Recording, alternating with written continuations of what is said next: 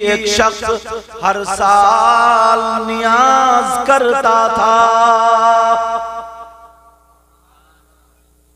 अच्छा, आप लोग बड़ी खामोशी से बैठे हो, ऐसा तो नहीं है कल को प्रधान जी से मशवरा करो कि हम सुभान अल्लाह कहें या नहीं कहें, फिर परसों को आके तुम सुभान अल्लाह कहोगे, समझे? सुभान अल्लाह बोलोगे ना तो मुझे लगेगा कि आप जाग रहे हो और आपका सवाब भी पूरा होगा, ठीक है ना? मगर उसका अंदाज ये था, उसने मन्नत मानी थी सरकार गौसे पाक, मेरी 3 बेटियां हैं, बेटा नहीं है, गौसे पाक करम फरमा दे, बेटा हो जाए तो नियाज करूंगा। अल्लाह ने दुआ कबूल कर ली। मांग के तो देखा करो बुजुर्गों में, अल्लाह ने दुआ कबूल कर ली। बेटा जब से हुआ तभी से नियाज हो रही, 18 साल का जवान हो गया, नियाज चल रही है। जब भी वो कमाता था, मजदूरी करता था, तो कभी एक गुल्लक उसने बना ली थी, कभी 5 आने, कभी 2 आने, यही चलते थे, तो आने 2 आने, कभी चवन्नी, कभी अठन्नी, ऐसे इकट्ठा करते करते करते करते 3 तारीख को वो गुल्लक खोलता था और 7 तारीख को पूरा मटेरियल इकट्ठा करता था और 11 तारीख को नियाज होता। ये मामला था। अल्लाह अल्लाह करता चला जा रहा, जितने भी गुल्लक में हो जाए लंगर लुटा दिया करता था। 18 साल हो गए नियाज करते करते, मगर उसकी आदत ये थी, पहले खुद नहीं खाता था, सारे मेहमानों को खिलाया करता था। अल्लाह अल्लाह जरा सुनो प्यारे, अब जब 18 साल हो गए, उधर उसका बेटा और वो दोनों सामान ले आए। जब 11 तारीख हुई, बेटे के पेट में दर्द हुआ, इंतकाल हो गया। अल्लाह बरकत फरमाए। किसी को पता नहीं और बेटे का इंतकाल, 18 साल का बेटा, बीवी और शौहर को पता। कभी कभी आजमाइश के लिए इम्तिहान भी आएगा तो अपने भाई के, कभी पैसे होंगे भी नहीं, ऐसा भी होगा, मगर करेंगे तो इंशाअल्लाह वो दूसरे साल में सब निकल जाएगा। अब जरा सुनो प्यारे, बेटे का इंतकाल, अब क्या करें, सामान सारा हुआ रखा है, मां रोने लगी, बाप की आंखों में आंसू, इकलौता बेटा परेशान है, क्या करे? बाप ने कहा गौसे पाक की नियाज जरूर होगी। बीबी से कहा बेटे को कपड़ा उड़ा दो, 4पाई कमरे में पकड़ दो, ताला डाल दो, इंतकाल लड़का हो गया। का पहले गौसे पाक की नियाज होगी, बाद में जनाजा होगा, दफन होगा। अल्लाह अल्लाह सारे लोग आ रहे, किसी को खबर नहीं दी, मगर चेहरा उदास, चेहरा परेशान। बीबी भी खाना नहीं खा रही है, शौहर भी खाना नहीं, सारे लोग खा खा के चले गए। आखिर में एक मेहमान आया, हर साल वो मेहमान आता था। बोले मेहमान आज तुमने बड़ी देर कर दी। कहां देर कर दी? जैसे ही घर में आया, आकर के कहने लगा आज मैं तुम्हारे साथ खाना खाऊंगा। वो कहने लगा मेरा दिल ठीक नहीं है, तुम खाना खा लो, मैं परेशान हूं, खाना खा लो, मैं बाद में खाऊंगा, मेहमान तुम खा लो। वो मेहमान कहने लगा तुम्हारा बेटा नहीं दिख रहा, आज मैं तुम्हारे और तुम्हारे बेटे के साथ खाना खाऊंगा। जब इतना कहा तुम्हारे और तुम्हारे बेटे के साथ खाना खाऊंगा, कहने लगा नहीं बाबा तुम परेशान मत हो, तुम खाना खा लो, बेटा कहीं होगा, सो रहा होगा। नहीं खा सकता जब तक बेटे को देख ना लूं, तुम्हारे बेटे को एक नजर देख लूं, बाद में खाना उसने दरादर देखा, कोई नहीं। आंखों में आंसू आ गए, कहने लगा, मेहमान तूने रुला दिया आज। बेटा देखना चाहता, बेटे से मुलाकात करना चाहता, बेटे के साथ खाना खाना चाहता है। कहा जी। उस मेहमान का हाथ पकड़ा और कमरे में ले गया, बेटे का कपड़ा हटाया तो इंतकाल किया हुआ था, बेटा दुनिया से चला गया था। आंखों में आंसू आ गए, कहने लगा, मैंने गौसे पाक से मांगा था, नियाज करा कर, हर साल नियाज करता था, आज नियाज के दिन बेटे का इंतकाल हो गया, मगर बेटा चला गया, फिर भी मैं बड़े पीर की नियाज नहीं छोड़ूंगा। बड़े पीर कहने लगे, ओ घर वाले सुन ले, अरे जिस अब्दुल कादिर बड़े पीर की तू नियाज करता था, कोई और नहीं, आज तेरे बेटे के साथ में खाना खाएगा। बड़े पीर ने कहा, बिइज़्निल्लाह, उठ जा अल्लाह के हुक्म से। जब इतना कहा तो वो उठ के बैठ गया, मुर्दा बेटा जिंदा हो गया। कहा, मेहमान बता तू है कौन अरसाला? कहा, ये वही अब्दुल कादिर है जिसकी तू नियाज़ें करता था। अब मेरा राज फाश हो गया, आज के बाद नहीं आऊंगा। अल्लाह अल्लाह सुनो, प्यार सुनो, पता भी नहीं चलता है किसकी शक्ल में कौन आता। गौस आते, कुतुब आते, अब्दाल आते, बुतदा, बुजबा, नुकबा, ऐसे अल्लाह वाले आते हैं, न जाने कितनों पे नजर पड़ जाए बेड़ा पार होता है। एक बात बताओ, अगर चोरों की महफिल होती है, किसी चोर की महफिल हो, तो दो चार उसके दोस्त चोर जरूर आएंगे, बोलो आएंगे नहीं आएंगे? और अगर किसी शराबी की महफिल हो तो दो चार शराबी भी आएंगे, और अल्लाह के वली की महफिल हो तो गौस भी आएंगे, गरीब नवाज भी आएंगे, साबिर पाक भी आएंगे, गौस, कुतुब, अब्दाल, बुतदा, बुजबा, नुकबा, सारे लोग ही आएंगे और मेरे आका भी तशरीफ लाएंगे। अब जिस महफिल में, जिस घर में, जिस प्रोग्राम में ये अल्लाह वाले आ जाएं, बोलो वो कामयाब होगा या नाकाम होगा? वो प्रोग्राम कामयाब होगा, इंशाअल्लाह कामयाब। प्यारे यार, वैसे भी तो पैसा उठता ही है, ना जाने कितने चले जाते, कहां चले जाते। अभी की बात है, हमारे एक चाहने वाले, मोहब्बत करने वाले, उनके बाप की तबीयत खराब हो गई, सुशीला तिवारी ले गए। 2 दिन पहले की बात है, सुशीला तिवारी ले गए। सुशीला तिवारी ले जाने के बाद वहां पे उन्होंने फेल कर दिया। तो डेंटल है मुरादाबाद में, यहाँ पे परसों से अब तक कई लाख का खर्चा होगा,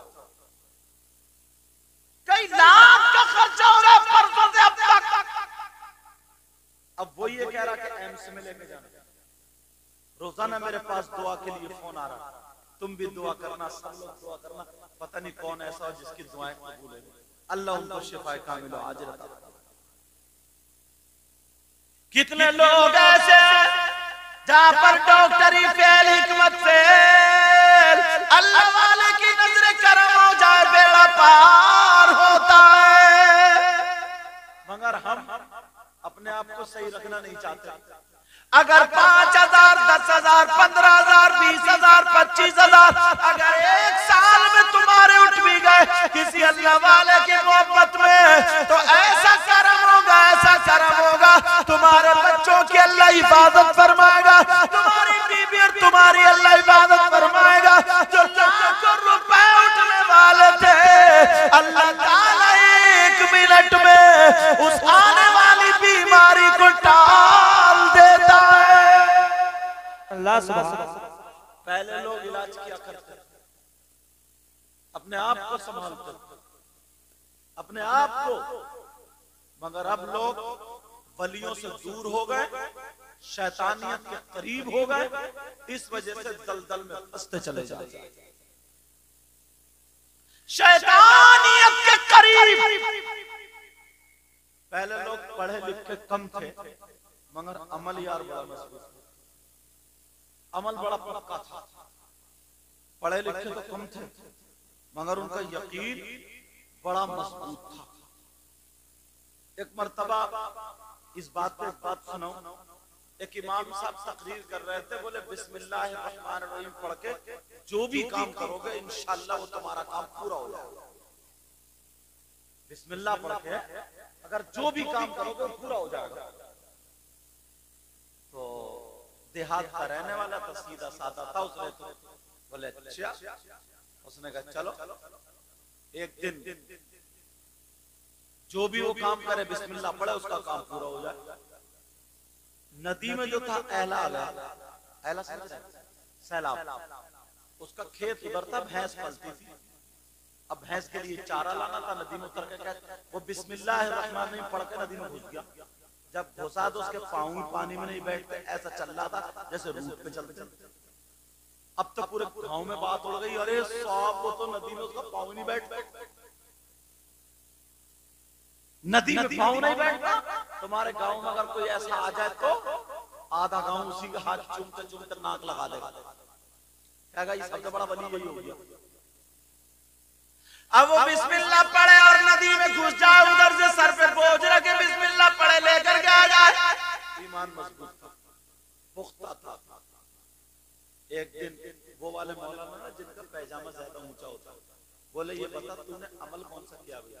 बोले क्या हजरत अमल की बात कर रहा हूँ, मुझे तो मेरे इमाम साहब ने छोटी सी सूरत बता दी है, तुम्हें तो पूरा कुरान याद होगा, तुम्हारे तो बड़े बड़ी याद होगी, तुम तो समंदर में भी कूद जाओगे। बोले क्या मतलब? बोले बिस्मिल्लाह पढ़ता हूँ और पार। बोले सही बताइए। बोले चलो तुम्हें भी उतार दो। उस मौलाना का ईमान ढुलमुलता यकीन नहीं था, उसने बिस्मिल्लाह पढ़ी, अलहम्दुलिल्लाह भी पढ़ी, फिर भी डूब गया। और वो सीधा साधा भोला वाला उसने बिस्मिल्लाह पढ़ी, पार हो गया। अपना यकीन मजबूत करो, यकीन। आज कितनी परेशानियां मान लो, अगर किसी बच्ची की शादी हो गई या बच्चे की शादी हो गई, 5 साल 6 साल 7 साल शादी को हो गए, बच्चे नहीं हो रहे, डॉक्टर ने कह दिया कोई भी परेशानी नहीं है, ये डॉक्टर ने कह दिया मर्द में कमी है या औरत में कमी है, तो फिर क्या करे? क्या दवाई लेने जाए? तुम्हारे यहाँ सबसे बड़ा शिफा जो रखा वो कुरान है। सुभान अल्लाह, सुभान अल्लाह। नारे तकबीर, नारे रिसालत, नारे गौसियत, मसलके आला हजरत अल्लामा मुफ्ती सैयद मुकीमुर रहमान साहिब क़िबला, नारे तकबीर। सुभान अल्लाह। कुछ नहीं करना, सिर्फ सूरह मरियम 16वें सिपारे में सूरह मरियम एक मर्तबा पढ़ना है, खजूर के एक पीस पे पढ़ के फूंक के दम करके खाना है, रोजाना खाती रहे, नमाज पढ़ती रहे, इंशाअल्लाह 1 साल पलट के नहीं आएगा, अल्लाह ताला उसे ऐसा बना देगा कि वो बच्चे के काबिल हो जाएगी। और अगर मर्द अगर ऐसा तो वो अंजीर पे पड़ेगा। काय पे पड़ेगा? अंजीर जो आता पड़े और रोजाना खा। 1 साल, मतलब जिसे डॉक्टरों ने फेल कर दिया, वो अकीम जिसको बांझ बोलते, बांझ। तजर्बा तो करो, ये कुरान है, कुरान सारी चीजें कुरान में है, सारी चीजें। अब अगर देख लो किसी पे मसाल है या किसी में खबीस का असर है या कोई परेशानी है जिसकी वजह से उसके बच्चे नहीं हो रहे, तो फिर क्या करना है? तो सुनो, कुएं का पानी या बिहुवल्लज़ी युसब्बिरुकुम फिल अरहामी कैफ़ यशा, इसका नक्श बना करके पिलाना है, इसका नक्श बना करके पिला दो, वो भी खत्म, सारी समस्या दूर हो सकती है। आज ऑपरेशन के लिए कितनी औरतें जाती हैं, डॉक्टर ने पहले बता देती है कि ऑपरेशन होगा, जब 40 दिन रह जाए, जैसे डॉक्टर ने बताया, कुछ नहीं करना, खाली बादाम का तेल लेना, जो आता है ना इतनी बड़ी शीशी बादाम का, 7 मरतबा अलहम्द शरीफ पढ़ना। क्या पढ़ना बोला? और 41 मरतबा कुरान की ये आयत पढ़नी है, वहुज़्ज़ी इलैकी बिजिज़्इन नख़ला तुसाक़ित अलैकी रुतबन जनिया। 41 मरतबा ये पढ़ना है। और आधा कप दूध में या 1 कप दूध में शाम को सोते वक्त वही आधा डाट उसमें पढ़ के फूंक के आधा डाट वही बादाम का तेल पिला दो, इंशाअल्लाह इंशाअल्लाह इंशाअल्लाह उसे ऑपरेशन की जरूरत नहीं पड़ेगी। क्या नहीं है हमारा? आज लोग इतने पैसे बर्बाद कर रहे हैं, जैसी हवा चलती है फिर वैसी दुकानें भी खुलने लगती है, फिर वो ठगी बिड्डी करने वाले मियां भी निकल पड़ते हैं। भाई जैसे दुकानें करने, जैसे बरसात होती है वैसे मेंढके बोलने लगती है। उसने देखा कि ये मामला चल रहा तो वो दुकानें खोले बैठे, लिखवाए पड़े तो 24 घंटे में काम पूरा। लुट रहा है, किसी ने 5,000 दे, किसी ने 10,000। मान लो अगर किसी का शौहर, अल्लाह ना करे कोई ऐसा हो, अगर किसी का शौहर किसी गैर औरत के पास जाता, समझ में आ रही है, और वो बीवी परेशान है, दूसरी औरत के पास उसका बैठना उठना, मेरा इशारा समझ गए होगा, गलत हरकतों में है। या किसी की बीवी शादी होने से पहले किसी से बात करती थी, शादी हो गई अब भी वो बात कर रही है, अपने शौहर पे तवज्जो ध्यान नहीं देती है, गलत रास्ते पर है, मेरा इशारा समझ गए होगा। अगर बिगड़ी हुई है तो क्या करे? कुरान का इतना शानदार अमल है, एक मर्तबा करके तो देखो, एक मर्तबा करके देखो, ना जाने कितने लोग जिनको मैंने बताया अभी तक ये वापस आए नहीं, जो काम नहीं हुआ। अगर किसी की बीवी बच्चा लो, शौहर बच्चा लो, परेशान, और किसी की बेटी भी गलत फंस जाती है या बेटा भी फंस जाता है, अगर उनको निकालना चाह रहे हैं तो क्या करना है? अब जाएंगे बाबाओं के पास, किसी के पास, बाबाओं के पास जाने की जरूरत नहीं है। कुरान शरीफ तुम्हारे घर में मैं तरकीब बताता हूं, तुम्हें कुछ नहीं करना है, खाली 2 कागज लेना है, और 2 कागज लेकर के एक कागज पे उसका नाम और उसकी माँ का नाम लिखना, और एक कागज पे उसका जिससे जुदा करना है, जहाँ गलत हरकत करने जाता, गलत बैठ उठेगा, उसका नाम और उसकी माँ का नाम लिखना। कब्रिस्तान से थोड़ी मिट्टी लाना, उसके नाम पे रख देना। जुमेरात को असर की नमाज के बाद एक मर्तबा सूरह यासीन पढ़ना, और पढ़ने के बाद एक चुटकी मिट्टी उठाना और फूंकना, और ऐसे करके कहना, मौला जैसे इस कब्रिस्तान के मुर्दे हैं, वैसे ही फुला का दिल फुला की तरफ से मुर्दा हो जाए, वो चुटकी मिट्टी उसके नाम पे डाल दे। ऐसे ही 7 मरतबा सूरह यासीन पढ़ पढ़ के डाल दे। 7 जुमेरात तक करना है, 7 जुमेरातें पलट के नहीं आएंगी, इंशाअल्लाह उसका रुख उधर से पलट जाएगा, और उस बुराई से उसका दिल मुर्दा हो जाएगा। ये इसलिए आजकल तकरीरों में बता रहा हूं मैं, इस चीज की बहुत जरूरत है, बहुत जरूरत है। बहुत सारी शरीफ बच्चियां हैं, शरीफ लड़कियां हैं, और वो लड़कों की आदत ऐसी थी, वो फंस गई, अब अपने बाप की इज्जत की वजह से छोड़ के भी नहीं जा सकती। क्या करे वो? धमकियां देता कि तुझे रहना तो रह, मैं तो दूसरी करूंगा, ऐसे। और वो औरत भी इतनी बदतमीज है, कई बच्चों की अम्मा हो गई फिर भी कह रही है मैं खुद थोड़ी जा रही हूँ बुलाने, वही तो आ रहा। बाज ऐसे भी है बदतमीज, और बाज आदमी भी ऐसे। तो हमारे कुरान में क्या नहीं है? सब कुछ है। अल्लाह सैयदना हुजूर गौसे पाक रदी अल्लाह ताला अन्हु की अगर मदद आप चाहते हैं ना, एक बड़ा प्यारा वजीफा, ओ बेटा बात मत करो, एक बड़ा प्यारा वजीफा, चाहे बहनें हो या भाई हो, ईशा की नमाज के बाद 111 मरतबा पढ़ लिया करें, तमाम मुसीबतें तुम्हारी टलती रहेंगी। वो है कि या शेख अब्दुल कादिर जीलानी शेख अल्लाह 111 मरतबा अगर पढ़ लिया करे ना, तो फिर देखो मेरे गौसे पाक का कितना फैजान बरसा, कितना फैजान बरसेगा। इसके आमिल जो हुआ करते थे उनको सैयदना हुजूर गौसे पाक की ख्वाब में ज़ियारत होती है। अल्हम्दुलिल्लाह। क्या होती है बोलो? सैयदना हुजूर। अगर तुम चाहते हो सैयदना हुजूर गौसे पाक थे कैसे, देखना चाहते, ज़ियारत करना चाहते, इसके आमिल बन जाओ। आला हजरत आला हजरत एक दिन पढ़ा रहे थे। किसे पढ़ा रहे थे? शागिर्द भी ऐसे थे ना, सदरुल फाजिल सैयद नईमुद्दीन मुरादाबादी। एक शागिर्द सदरुल शरिया, दूसरे शागिर्द अल्लामा ज़फरुद्दीन बिहारी। ये 3 शागिर्द। रमजान का महीना था, पढ़ा रहे थे, पढ़ाते आंखें बंद करी, कहा बेटा अब हम तुम्हें कल पढ़ाएंगे। आज के बच्चे होते तो खुश हो जाते, हाँ छुट्टी मिल गई, मगर उनका सबक पूरा नहीं हुआ था। वो कहने लगे सरकार थोड़ी देर और पढ़ा देना।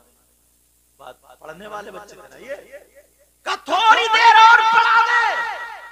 कहा नहीं बेटा अब हमें काम है, तुम जाओ कमरे से बाहर निकलो। कमरे से बाहर कर दिया। आला हजरत ने अपनी किवाड़े बंद कर ली और जब बंद करी चिराग बुझाया तो एकदम रोशनी हो गई पूरे कमरे में।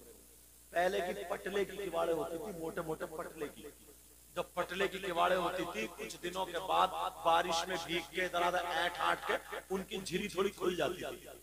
बोलो खुल जाती थी, बरिंदे ढीली हो जाती थी। और जैसे ही अंदर से रोशनी बाहर को आई, इन तीनों के चेहरे पे पड़ी, तीनों मुड़ के देखने लगे। अरे इतनी रोशनी अगर 50 चिराग जला दो तब भी रोशनी नहीं हो सकती। इन तीनों ने उसकी बाहर की झिरी से जब देखा तो एक नूरानी चेहरे वाले बुजुर्ग आला हजरत के बिस्तर पे लेटे थे और आला हजरत पांव दबा रहे थे। आला हजरत अरबी में कुछ पूछ रहे थे और ये जवाब दे रहे थे। इधर पूछ रहे तो ये जवाब दे रहे थे। अब ये तीनों बच्चे काबिल थे मगर इतनी धीरे बोल रहे थे, इनके कानों तक ऐसी आवाज आ रही थी मगर ये समझ में नहीं आ रहा क्या सवाल है क्या जवाब है। इतना पता चल रहा था रात भर सहरी के टाइम तक आला हजरत पांव दबाते रहे और उनसे पूछते रहे।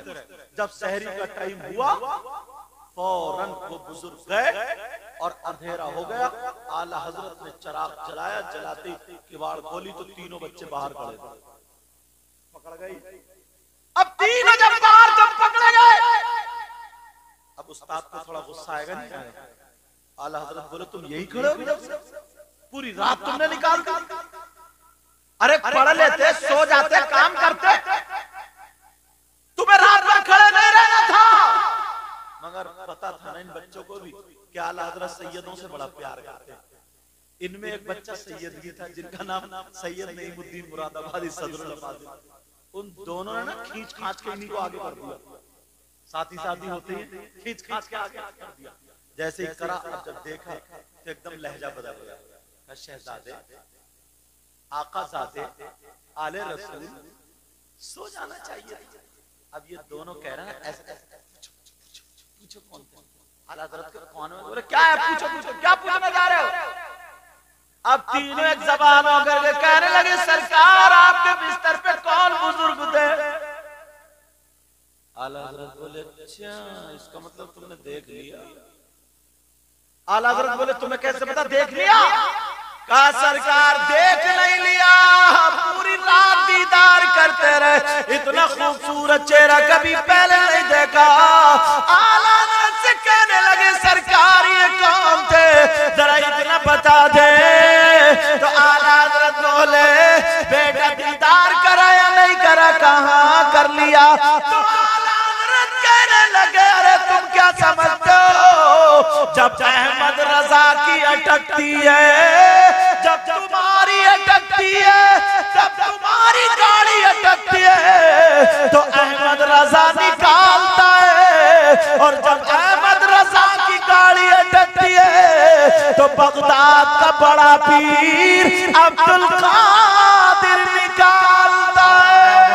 नारे तकबीर, नारे रिसालत, नारे गौसियत, मसलके आला हजरत जश्ने गौसुल वरा अल्लामा मुफ्ती सैयद मुकीमुर रहमान साहिब क़िबला, नारे तकबीर, सुभान अल्लाह। तभी तो आला हजरत ने कहा था, क्या कहा था, तेरी सरकार में लाता गरिजा उसको शफी, जरा प्यार से बोलो सुभान अल्लाह। तेरी सरकार में लाता गरिजा उसको शफी, जो मेरा गौस है और लाडला बेटा तेरा, जो मेरा गौस है और लाडला बेटा तेरा। ये आला हज़रत कह रहे हैं। और शफी किसको बनाते हैं, जो ज्यादा करीब होता है अल्लाह। यहीं तक नहीं, और सुनो, तुम भी ये नियाज करते हो, आला हजरत भी करते थे। क्या करते थे बोलो, आला हजरत भी 11वीं शरीफ की नियाज करते थे। और एक काम की बात बताऊं, आला हजरत जब नियाज करते थे ना तो उनके अंदर ये बात थी, खासकर गौसे पाक की नियाज में किसी न किसी सैयद को जरूर बुलाते। मालूम है क्यों पूछा, तो नजरिया ये रहता था उनका, तुम्हारे अगर बच्चे हो तो मैं तुम्हारे बच्चे को चूमूं, प्यार करूं, गोद में लूं, उनसे खेलूं तो तुम खुद ब खुद मुस्कुरा जाओगे। बोलो राजी हो जाओगे नहीं हो जाओगे? तो जो नबी के बच्चों से प्यार करेगा, नबी के बच्चों से मोहब्बत करेगा तो आका खुद ब खुद राजी हो जाएगा। मतलब बड़ी दूर से पकड़ते थे, बड़ी दूर से। तो महारारा शरीफ के सैयद साहब, उनको बिठा दिया था ऊपर, हुजूर टाइम पे बुलाएंगे, नियाज लंगर हो रहा, सब बैठे। आला हजरत गए खुद बुलाने के लिए उनको, आले रसूल को लेकर के आऊंगा। तो चढ़ रहे थे जीने पे, बाला खाने पे। जैसे ही चढ़ रहे थे तो बांटने वाले होते हैं ना, बिरयानी वगैरह जो भी चावल की चुस्सी, वो इतने दाने नीचे गिरे। आला हजरत ने 2-4 चढ़े थे, फौरन ठहरो, फौरन नीचे उतर कर आए और आकर के इतना बड़ा मुजद्दिद है यार आला हजरत, जैसे नमाज में सजदा करते हैं ना तैयार में बैठ, आला हजरत ऐसे बैठे और उन दानों को, गौसे पाक के दानों को अपनी जबान से उठाया था। इतनी कद्र करते थे। ये कौन कौन? आला हजरत। पूछा कि हुजूर ऐसा क्यों किया है? तो बोले बताऊं, जब आका को गुस्ल दिया था, आका को गुस्ल दिया था तो ये आंख के हल्के होते हैं ना, आंख के हल्के, तो इस हल्के में एक पानी का कतरा ऐसा रह गया था जैसे मोती चमक रहा। और बाद मुहद्दिसीन ने, मुफस्सिरीन ने लिखा, आका के सीने में या बाल थे ना, तो बालों की खूबसूरत डोरी थी, तो उन बालों में सीने पे ना एक पानी का कतरा मोती की तरह चमक रहा था। हजरत अली ने वो जाकर के अपनी जबान से चाट लिया था। हजरत अली फरमाते हैं, हजरत अली से पूछा गया आपको इतना इल्म कैसे आया, कब आया? बोले जिस दिन से मैंने वो पानी का कतरा चाटा था, उस दिन से सारा इल्म मुझे आ गया। अल्लाह बोले तुम क्या जानते? गौसे पाक तकदीर भी बदल देते हैं। अब आप कहेंगे कैसे? सरहिंद का नाम सुना होगा, मुजद्दिद अल-फसानी, अल्लाह मुजद्दिद हैं। एक मुजद्दिद की सुना दी मैंने आला हज़रत, अब मुजद्दिद अल-फसानी की सुनो। इनके बेटे एक उस्ताद से पढ़ा करते थे। एक दिन उस्ताद शाम में आए, मुजद्दिद अल-फसानी ने उनकी पेशानी पे लिखा हुआ देखा, हादा शकी, मतलब ये जहन्नमी, जहन्नमी लिखा हुआ। उन्होंने जब पेशानी देखी, अल्लाह वाले पीछे हट गए बेतवज्जो से। दिल में ख्याल है मेरे बच्चे का उस्ताद और जहन्नम में। वुजू बनाया, रात को गौसे पाक से मदद मांगने बैठ गए, ऐ गौस करम कर दे, मेरे बच्चे के उस्ताद जहन्नम में जाए, गौसे पाक मदद फरमा दे। रात भर बड़े पीर से गौसे पाक से मांगते रहे। रात गुजर गई और जब सुबह हुई और जैसे ही दूसरे दिन जब उस्ताद आए तो उनकी पेशानी पे लिखा हुआ था, हादा सगीर। अब ये नेक वक्त है जन्नती है। अब उन्होंने सीने से लगा लिया। जैसे ही सीने से लगाया, बच्चे बोले अब्बा कल तो आपने इन पे ध्यान दिया नहीं, कल तो आपने बातचीत में नहीं की और आज सीने से लगा लिया। जब इतना कहा तो सुनो, मुजद्दिद अल-फसानी का जवाब सुनो। गौसे पाक से मांगा करो, घर में नियाज दिलाया करो, गौसे पाक से मदद चाहा करो।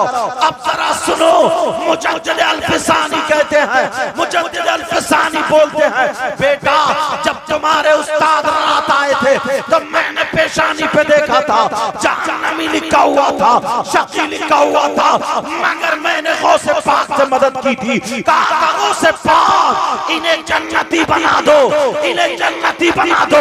इनकी तकदीर में जहन्नम थी, मगर मेरे गौस की नजर करम उठी तो ये जन्नती हो गए। लोगों जरा याद करो, अरे वो गौस जिसकी नजर करम उठ जाए, जहन्नमी से जन्नती हो जाए, चोर से वली हो जाए, फकीर से बादशाह हो जाए, बेनमाजी से नमाजी हो जाए, मरीज से शिफायाब हो जाए, मुर्दे से जिंदा हो जाए, तो उस गौस को जब हम पुकारे तो क्या हमारा बेड़ा पार नहीं होगा? नारे तकबीर, नारे रिसालत, नारे गौसियत, मसलके आला हजरत, जश्ने गौसुल वरा, अल्लामा मुफ्ती सैयद मुकीमुर रहमान साहिब क़िबला, नारे तकबीर। मुबारकबाद के लायक हैं तुम लोग जो इतनी रात में बैठे हो। इनके बेटे की शादी नहीं है, बेटी की शादी नहीं है, वलीमा अकीका नहीं है, गौसे पाक की महफिल है। मोहब्बत में बैठे हैं। मेरा गौस पेट में मां के रह करके पहचान लेता है किसने सलाम किया। अल्लाह एक मर्तबा माँ से कहने लगे, माँ मुझे हज को जाना है। माँ कहने लगी, बेटा भी तुम छोड़ अभी नहीं, पहले पढ़ लो। माँ हाजी जा रहे, जाने दो, इंशाल्लाह तुम भी हज करोगे। माँ अगर इजाजत हो तो देख लो। कहाँ बेटा देख लो। गौसे पाक छोटे से थे, दरवाजे पे खड़े हुए देख रहे, दिल में ख्याल आया, मौला तेरा घर कैसा होगा, अपने घर का दीदार करा दे।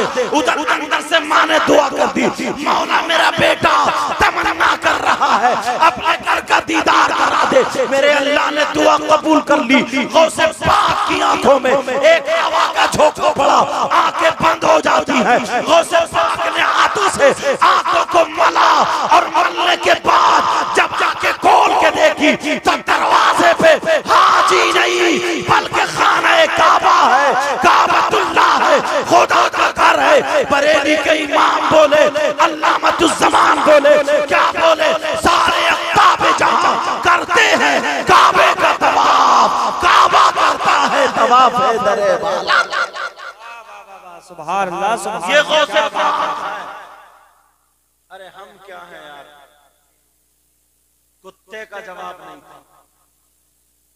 हम और आप क्या है प्यारे, अपने अंदर बदलाव लाओ, अच्छी आदतें बनाओ, बुरी आदतें छोड़ो। तवज्जो रखो बेटा, इमाम अहमद बिन हंबल की मुझे बात याद आ रही, इजाजत हो तो कह दूं।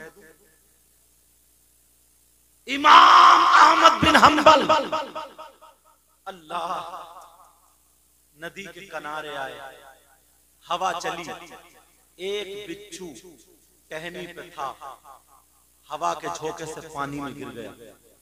तवज्जो रखना, जैसे ही पानी में गिरा डूबने लगा, मरने के करीब था। इमाम अहमद बिन हंबल फौरन पानी में घुसे, उस बिच्छू को अपने हाथ पे उठा लिया। अब बिच्छू छोड़ेगा कि डंक नहीं मारे, हथेली पे उठा लिया, मगर बिच्छू ने भी मौका पाते डंक मार मारा। ये बिच्छू की बुरी आदत थी। इमाम अहमद बिन हंबल ने अल्लाह का शुक्र अदा किया, कहा मौला मैंने इस बिच्छू की जान बचा ली। खादिम देख रहा कि कितना कम वक्त बिच्छू ने काट लिया, डंक मार मार जहर चढ़ा दिया। उन्होंने वो बिच्छू को टहनी पर चढ़ा दिया, फिर हवा चली, फिर गिर गया। इमाम अहमद बिन हंबल ने देखा फिर मर रहा, ये नहीं सोचा कि इसने काट लिया मरने दो, फौरन उसको हाथ में उठा लिया। जब उठाया तो दूसरी मर्तबा भी डंक मार दिया। प्यारे ऐसे ही तीसरी मर्तबा, चौथी, पांचवी चढ़ी, 7 मर्तबा उसकी जान बचाई और वो बिच्छू 7 मर्तबा काटता रहा।